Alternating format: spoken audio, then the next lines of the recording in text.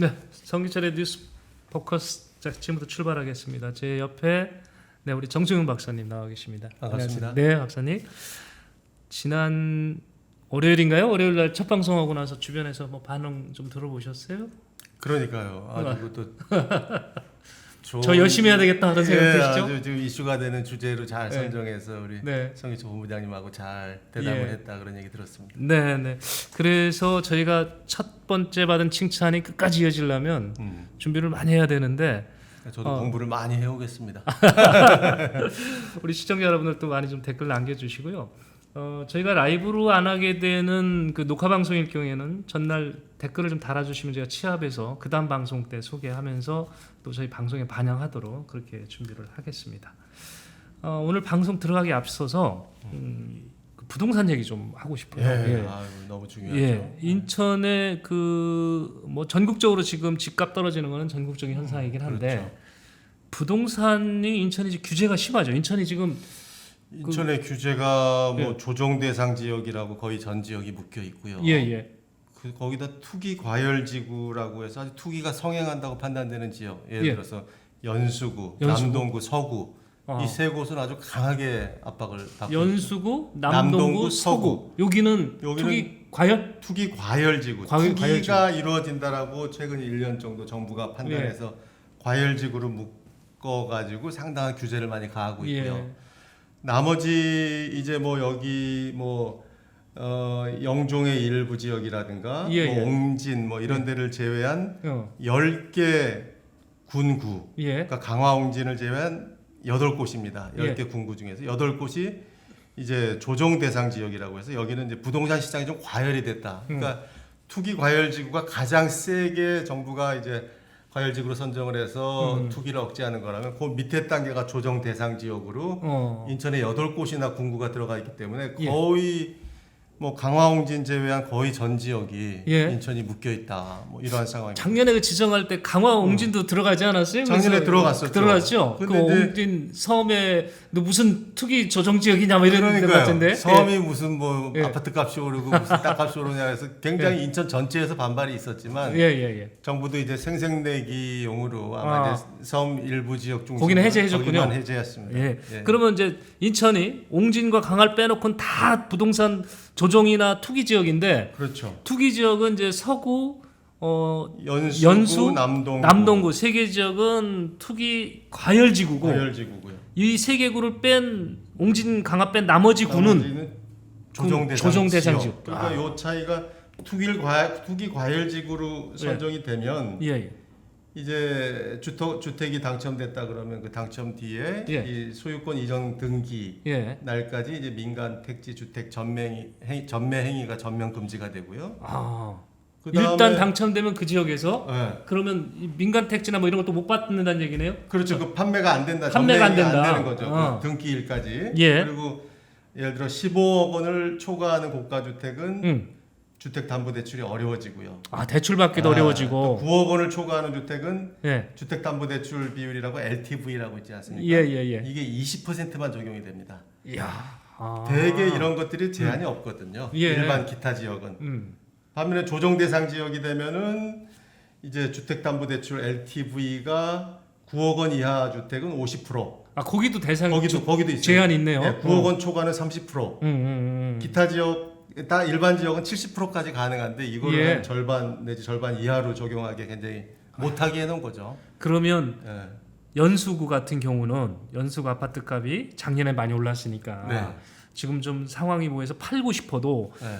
자기 돈 갖고 사는 집을 사는 사람이 몇 명이나 돼요. 그러니까요. 대출을 받아야 되는데 그러니까 여기가 과열 지역이기 때문에 대출이 안 되겠네요. 대출이 뭐 거의 안 된다고 봐야죠. 30% 적용이 되고 DTI 예. 그러니까 총부채 상환 비율 같은 것도 50%.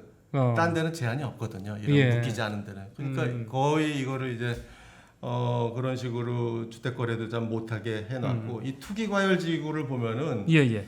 이 연수구, 서구, 남동구가 이렇게 묶여 있는데 예. 전국적으로 보면 서울은 전 지역이 다 들어가 있고요. 예.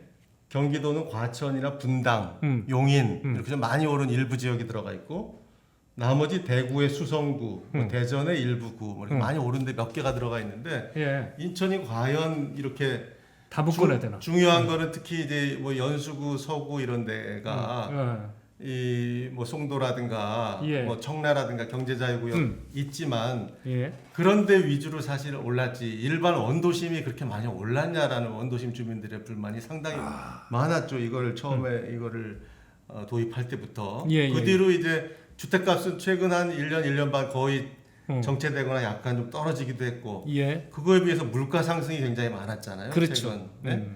그러니까 이거를 이제 지정을 할 때 주택 상승률과 물가 상승률을 비교해서 예. 어느 쪽이 많은가 이거를 비교하는 그게 수식이 있습니다. 그걸 가지고 이런 지역으로 묶어놨고 이제 해제할 때도 예. 물가 상승률보다 주택 상승률이 더 낮으면 뭐 해제를 해준다거나 이런 규정이 있는데 예. 최근에 주택 상승률이 거의 정체돼 있고 왜 이래 떨어졌죠? 떨어졌죠. 예. 물가가 좀 많이 오르다 보니까 이게 예. 다 이제 풀어야 될 그런 상황이 해제해야 될 상황이 돼 있는 거예요. 서울, 경기 일부 지역 뺀 뭐 인천이나 뭐 대구라든가 이런 데가 그러니까 각 지역에서 이걸 해제해달라는 목소리가 본물처럼 지금 나오고 있는 그런 상황입니다. 인천도 지금 박사님 얘기 들으니까 이해가 됐어요. 집값은 이제 떨어지는 추세고 물가는 올라갔기 때문에 그렇죠. 해제를 위한 여건이 지금 마련해지고 있다. 예, 해제 요건을 다 충족시켰다. 예. 자, 이런 상황에서 윤석열 정부가 정부 출범 이후 첫 번째 주거정책 심의위원회를 열 계획입니다. 아마 이달 말쯤 열지 않겠냐 이렇게 보는데 여기에서 바로 이런 걸 해제하고 뭐 지정하고 하는 것 같은데 네. 그래서 이제 우리 인천 시민들이 더 좀 이쪽을 살펴봐달라 지금 이런 목소리죠. 그 많은 그뭐 남동구 같은 경우는 주민들이 예. 몇천 명, 서명까지 하면서 이런 걸 해제를 강력히 요구를 하고 있고요. 네. 또 뭐 송도, 청라, 영종, 뭐 검단 네. 이런 뭐 신도시 중심으로도 이제 인천 뭐 총연합회 이런 네. 게 결성이 돼가지고 이게 이제 윤석열 정부에서 주거정책 심의위원회라는 게 이제 이달 말에 최초로 열리게 됩니다. 예. 이거를 이제 다루게 될 텐데 이러한 그 인천 지역에 이렇게 묶어놓은 특히 이제 최근 1년 집값이 정체되고 이제 물가가 많이 상승했기 때문에 해제 요건을 충분히 충족하기 때문에 이걸 풀어야 한다라는 거를 강력히 성명도 내고 네. 서명도 전달하고 하면서 요구하고 있는 거죠. 예. 자, 결과 어떻게 나올지 저희가 한번 기대를 해보고요. 지금 저희가 기획 특집으로 보내드리고 있는 인천시 곡간 얘기, 자 오늘 준비한 얘기로 이제 지금 들어가 보도록 해보겠습니다. 네, 곡간 그 저희가 우리 서브 타이틀 준비하고 있죠? 예, 봅시다. 저게 또 무슨 얘기인지. 6월 1일 지방선거 앞두고 인천에 있는 읍면동 주민자치위원회에 1,000만 원씩 줬다 이런 얘기예요. 네, 그렇습니다. 아니 이게 읍면동이면 인천에 155개 정도. 그러면 박사님 155개에 1,000만 원씩 얼마 나와야 되는 거예요? 이게 그러니까 읍면동에 다 줬다 그러면 얼마 될까요? 이게 150억이라는 거예요? 15억이라는 거예요? 15억은 아닐 거고. 네. 그럼 150억인가요? 그렇죠. 읍면동에 예. 1,000만 원씩 다 지급을 했다. 예. 그러니까 이걸 또 지방선거 앞두고 사실 이게 주민참여 예산이라는 게 상당히 의의는 있고 의미는 있고. 아 이게 주민참여 예산이에요? 같이 지원해 준 게? 그렇습니다. 예. 이거 뭐 도입 취지 자체는 뭐 괜찮지만은 이게 또 선거 직전에 예. 과연 선거를 몇 달 앞두고 1,000만 원씩 돈을 뿌리는 게 과연 주민참여 예산 성격이 있느냐? 난 이해가 좀 안 되네. 그러한 명분이 굉장히 약하다는 거죠. 이게 주민참여 예산이라는 게 그냥 주는 게 아니고 그렇죠. 각 주민자치위원회에서 우리 동에 필요한 사업이 이거다.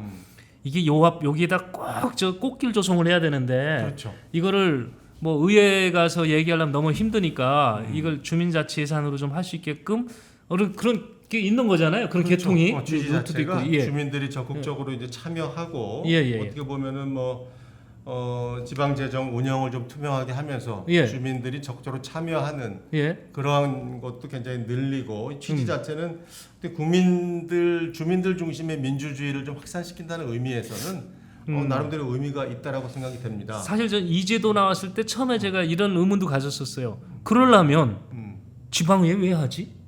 그런 생각도 했었어요. 예. 아, 의원들 왜 뽑아놨어? 그러려고 의원 뽑아놓은 거지. 그러려면 차라리 기초에 다 없애버리고 시도 통합해서 놓고 주민자치 예산으로 하든지 그것도 아니면 그러니까요. 주민자치 예산에 투명성 있게 가야 되는 건데 일괄적으로 각 읍면동 읍면동하니까 조금 헷갈리시긴 한데 우리 살고 있는 그냥 일반적인 동사무소 그렇죠. 그 행정복지센터 예, 예, 이 타운하고 우리 강화 옹진의 읍면까지 음. 그래서 세 보니까 인천의 전체가 155개더라.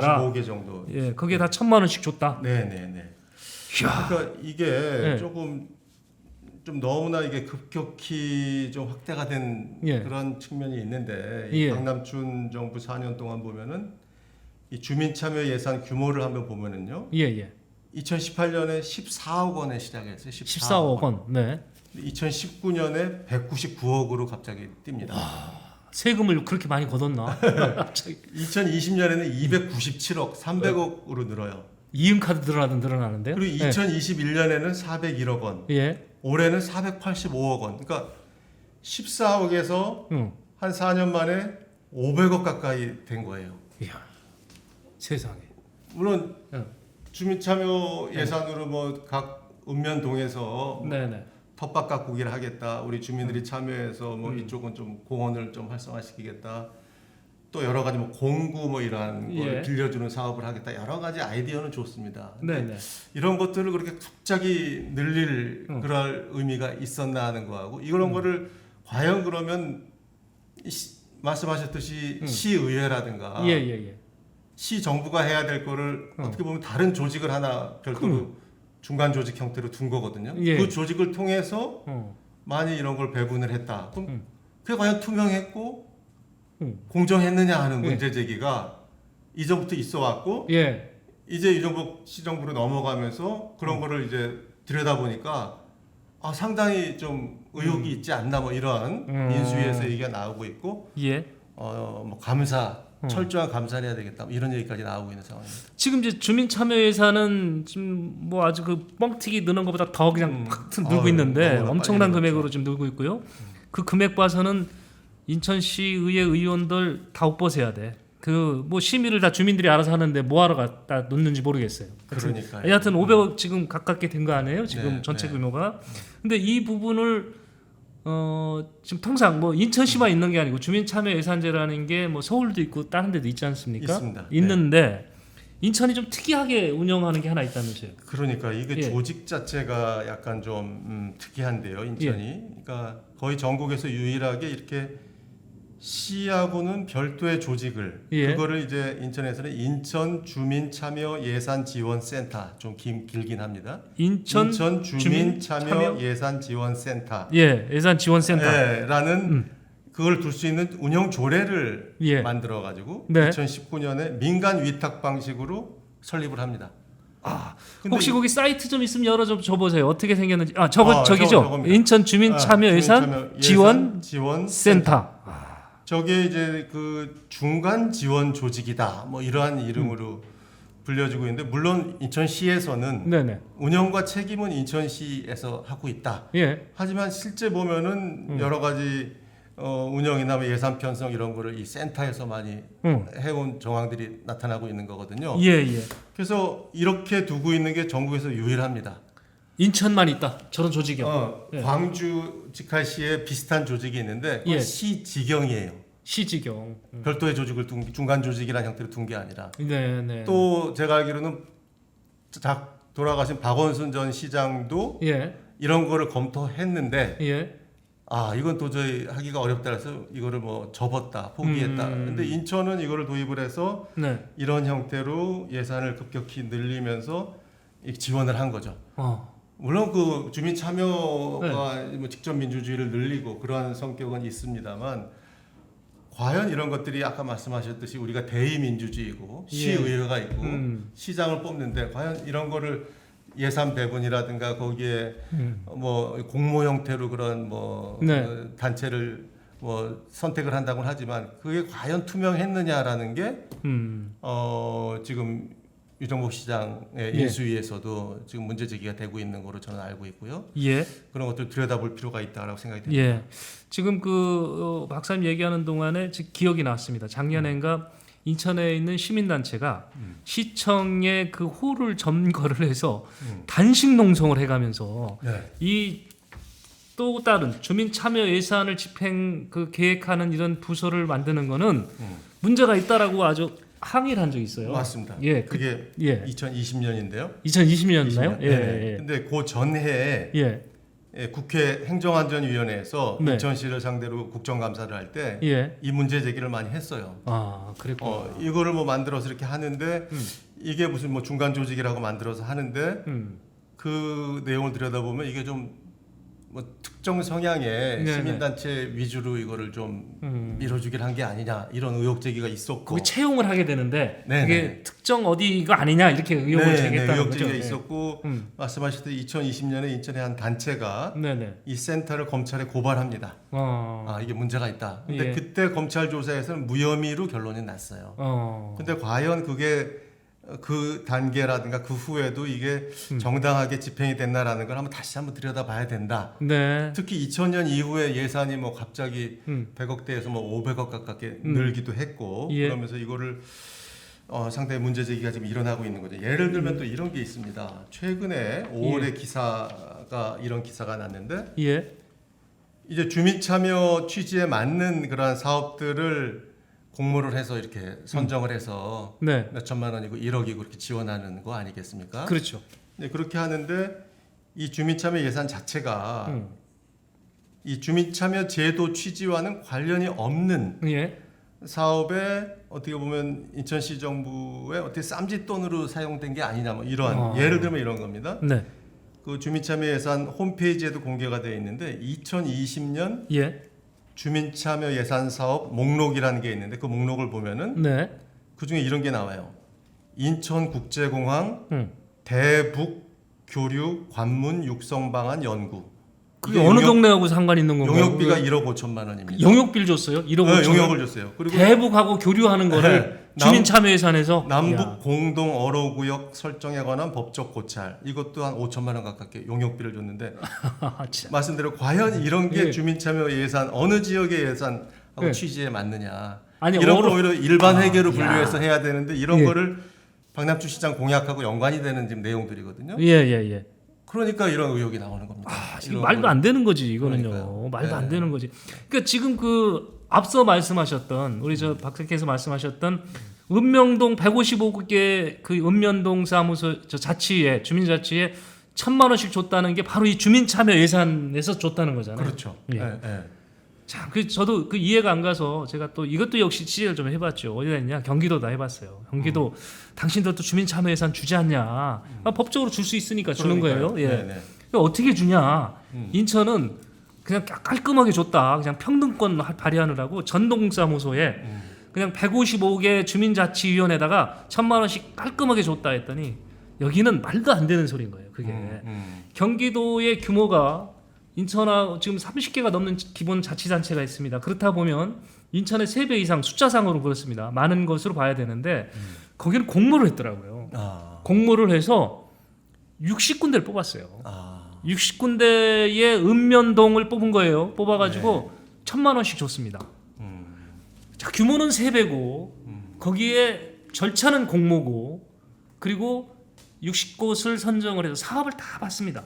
지금 말씀하신 뭐 북한하고 뭐 어로를 뭐 해요? 이런 거 그러니까. 이런 거는요 아예 이 당에 들어올 수도 없어. 그냥 아예 그냥 서류 떨어져 서류에서. 근데 주민 참여 예산 제도 취지에 맞지 않는 그렇죠. 거죠, 이건. 취지에 맞는 60곳을 뽑아서 1,000만 원씩 준 겁니다.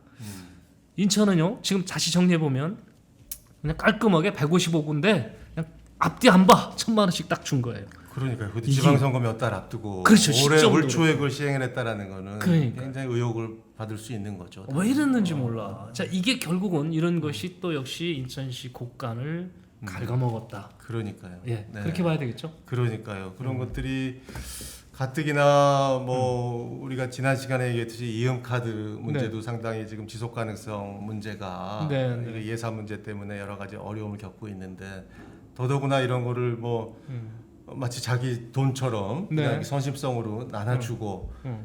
이래가지고 이게 주민참여 예산 취지에는 이게 맞지 않는 거거든요.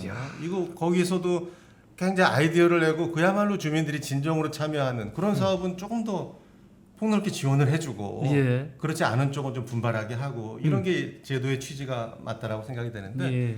그렇지 않고 맞지도 않는 사업에도 지원을 해주고 선거 앞두고 또 일괄적으로 지원을 해줬다라는 거는 아 이거는 취지에 맞지 않다라고 보는 거죠. 그때 그 시민단체 그런 얘기를 했어요. 다른 시도는 주민참여 예산을 예산관련 부서 직원들이 팀에서 하고 있다. 네. 인천시도 할 수 있다. 인원이 충분하다.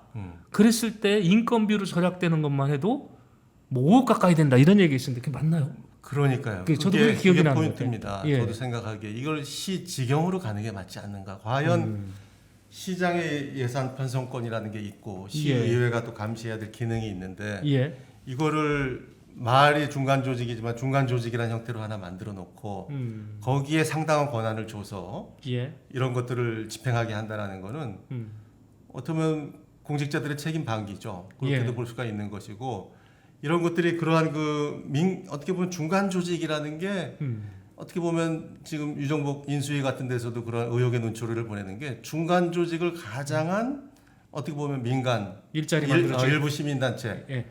여러 위탁 운영을 한 게 아니냐 이러한 투명성 문제를 제기하고 있는 것이고 의혹이 있다라는 거예요. 저희가 의혹이 보기에 있는 있더니. 것이고 예, 예. 그런 인수위에서도 성명을 내고 있는 그런 상황이었습니다. 자, 저희가 지금 이제 두 번째 그 인천시 곡간 들여다보고 있는데요. 주민 참여 예산 부분을 좀 들여다봤습니다. 근데 이거는 단순히 돈을 그냥 좀 이렇게 명분 약하게 썼다는 걸 차원을 떠나서 왜 시점이 그랬을까? 왜? 그렇죠. 예, 그런 또 의혹도 같이 가져보게 되는 그런 상황이네요. 네, 그렇습니다. 이거 말고도 이제 곡간에 관한 문제가 좀 또 있긴 합니다. 근데 그것도 저희가 한번 취재가 되면 함께 전달해 보도록 하겠습니다. 우리 좀 정승윤 박사님하고 얘기를 하다 보니까 제가 갑자기 이게 좀 이 머릿속에 뭐가 들어가는 것 같아요. 저도 많이 정리가 되고 예. 네, 있습니다. 확실히 이제 경제가 아무리 쉽게 설명해도 딱딱하거든요. 그렇습니다. 그래서 일반 방송 저희들 하다가 시사 프로 하다가 경제 프로 가면 시청률이 그냥 확 떨어진다고 그래요. 근데 그러니까요. 이렇게까지 설명 쉽게 해주시면 더 좋아할 것 같아. 우리 그러니까요. 생활에 이 편리하니까. 경제가 딱딱한 학문이라고 합니다만 그래도 예. 우리가 가장 밀접한 게 또 경제이기 때문에 네, 이거를 어려운 것보다 좀 쉽게 우리가 네. 접근하고 예. 좀 공유할 수 있어야 되지 않을까. 네. 저도 많이 좀 다음 주에는 더 저 신선하고 예. 꼭 생활에 필요한 소재로 그렇게 하겠습니다. 다시 뵙도록 하겠습니다. 그렇게 하겠습니다. 네. 자, 뉴스포커스 여기서 모두 마치겠습니다. 시청해주신 여러분 대단히 고맙습니다.